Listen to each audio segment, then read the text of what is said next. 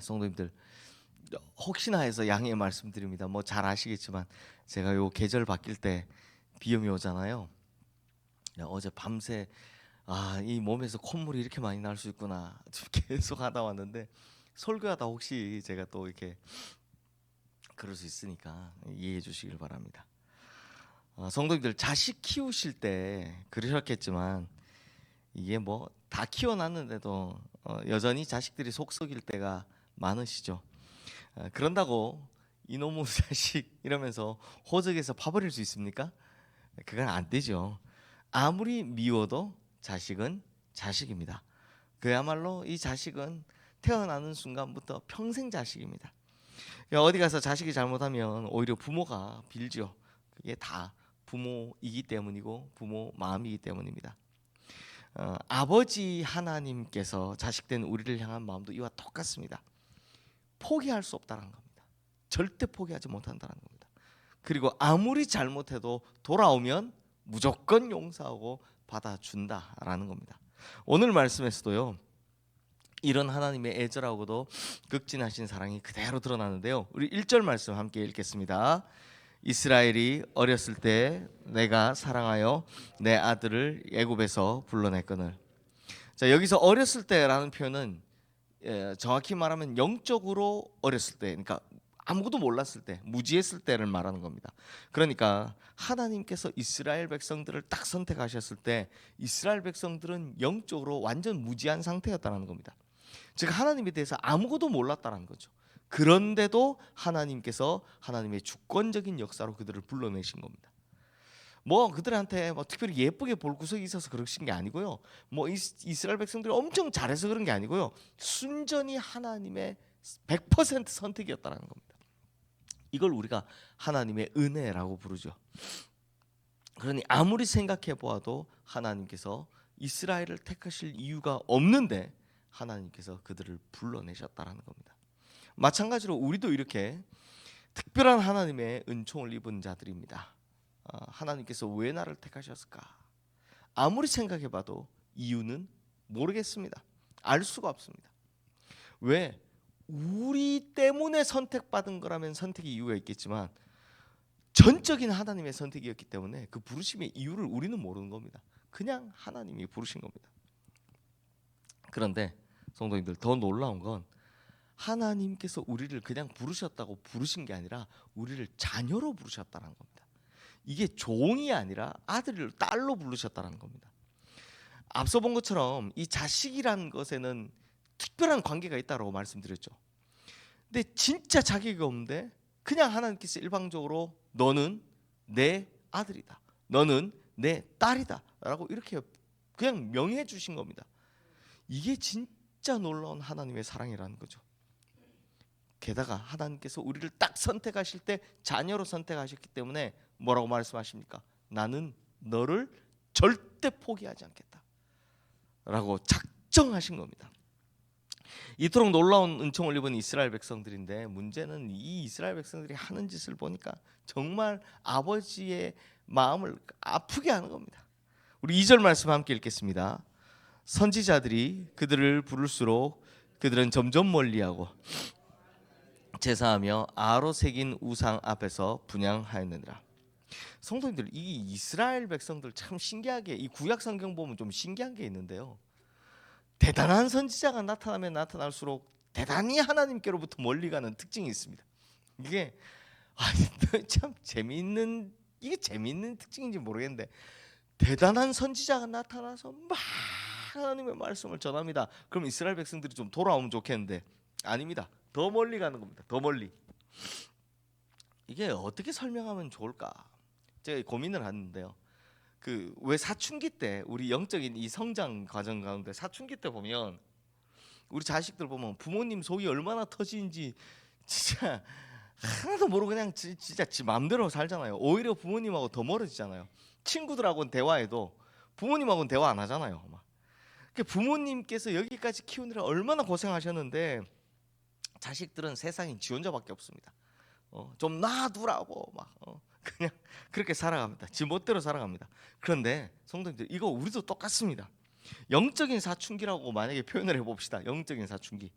하나님에 대해서 조금 더 점점점 알아가고 있고 하나님에 대해서 조금 더 점점점 가까이 가고 있고 이래서 내 영적인 좀 성장이 일어나면 그 다음 어떻게 합니까? 어느 순간부터 하나님이 싫어집니다. 왜? 내 인생에 대해 잔소리하는 게 너무 많으시거든요. 내 마음대로 살고 싶은데 자꾸만 하나님 뜻대로 살라고 자꾸 하시는 겁니다. 그럴 때 이 말씀대로 살아라, 하나님 뜻대로 살아라 하고 하는 이 목사의 설교가 얼마나 듣기 싫겠습니까?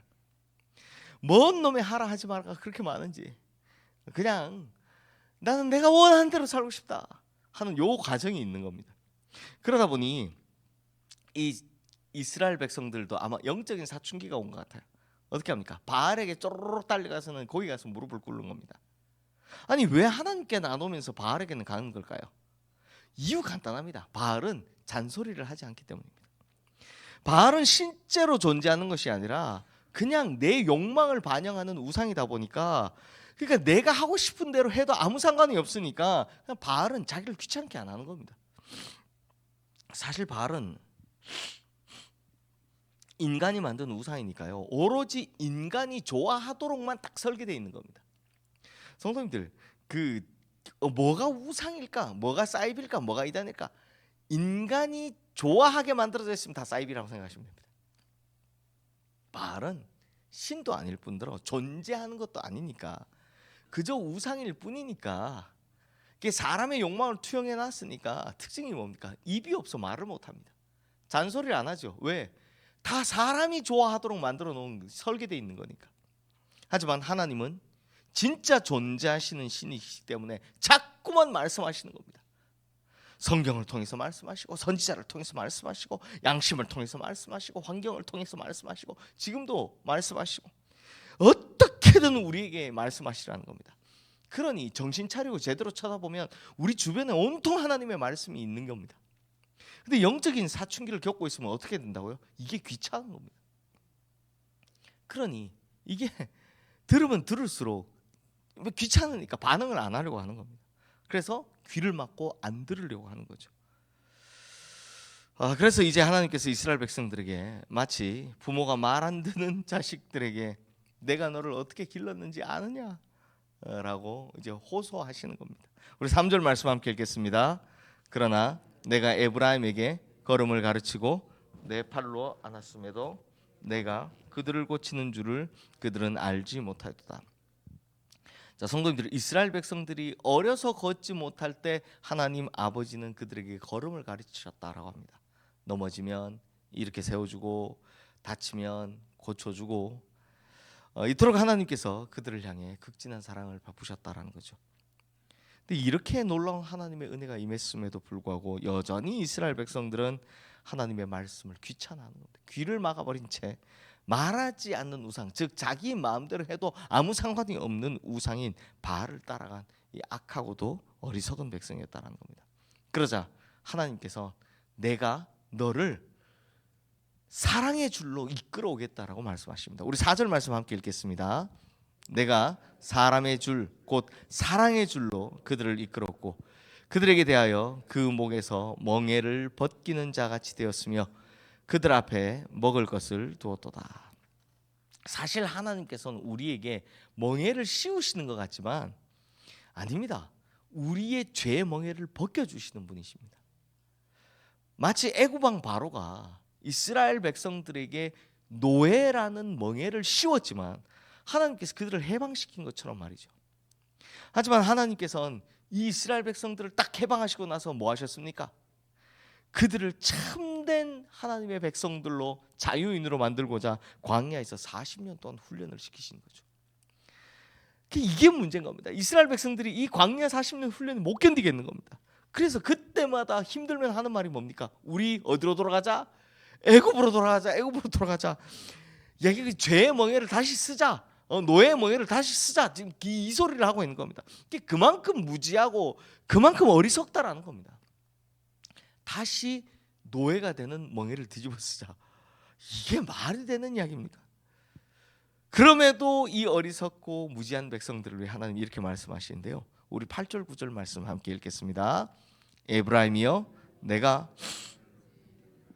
이스라엘이여, 내가 어찌 너를 버리겠느냐? 내가 어찌 너를 아드마같이 놓겠느냐? 내가 어찌 너를 스보임같이 두겠느냐? 내 마음이 내 속에서 돌이켜 나의 긍휼이 온전히 불붙듯 하도다. 내가 나의 맹렬한 진노를 나타내지 아니하며 내가 다시는 에브라임을 멸하지 아니하리니 이는 내가 하나님이요 사람이 아님이라. 내 가운데 있는 거룩한 이니 진노함으로. 자, 성도님들, 여기 아드마와 스보임이라는 두 지명이 나옵니다. 이게 어디냐면 소돔과 고모라 옆에 있던 작은 도시들이었습니다. 그 작은 동네들이었습니다. 그러다 보니 이게 소돔과 고모라에 막 하늘에서 유황불이 떨어져서 멸망당할 때 어떻게 됐겠습니까? 옆에 붙어 있다가 같이 멸망했습니다. 함께 그냥 옆에 붙어 있다가 함께 망해버린 도시였습니다. 그러니 하나님께서 지금 뭐라고 말씀하시냐? 나는 너희를 아드마와 스보임처럼 그렇게 허무하게 멸망당하는 꼴을 보지 못하겠다라는 겁니다. 그냥 절대 내버려둘 수 없다라고 말씀하시는 겁니다. 성도님들, 하나님께서 이렇게까지 강력하고 자신 있게 말씀하신 이유가 있습니다. 왜냐? 지금 호세아서로부터 몇백 년 뒤면 예수 그리스도를 보내실 거기 때문입니다. 내가 내 아들 예수 그리스도를 보낼 텐데 이제는 뭐 어려운 거 없다. 그를 믿기만 하면 절대 멸망당하지 않을 거라고 이제 하나님의 확신에 찬 말씀을 하시는 겁니다. 사랑하는 성도님들, 오늘 이 말씀을 통해 특히 이 호세아 전반에 보면 계속 회개하라는데 이제 후반으로 오면 계속 이 이야기를 하시는데 무슨 이야기냐? 하나님께서 절대 우리를 버리지 못하겠다는 겁니다. 절대 버릴 수 없다는 겁니다. 아무리 사고만 친 자식이라도 부모는 그가 돌아오면 용서하기 마련입니다. 아무리 나쁜 짓 한 자식이라도 부모는요, 그가 돌아오면 받아주는 돼 있습니다. 그것처럼 하나님은 어떻게든 우리를 용서하고 어떻게든 우리를 돌이키겠다는 겁니다. 심지어 자기 친아들을 죽이는 희생을 하더라도 우리를 버리지 않겠다라는 거죠. 그렇다면 성도님들, 우리도 이런 하나님 아버지의 마음을 좀 헤아려 봐야 되지 않겠습니까? 그러니 그 마음을 좀 헤아리면 내 멋대로 살기보다는 하나님 사랑에 반응하면서 떠나 있었다면 주님께로 돌이키면서 그렇게 해야 되지 않겠습니까? 그러므로 우리 성도님들, 떠나 있다면, 뭐 우리 새벽기도 나오신 분들은 안 그렇게 했지만 떠나 있다면 얼른 돌아오시고, 주님 안에 계시다면 끝까지 주님 안에 계시기를 주님의 이름으로 축원합니다. 이 시간 오늘 주신 말씀 기억하며 우리 함께 기도하겠습니다.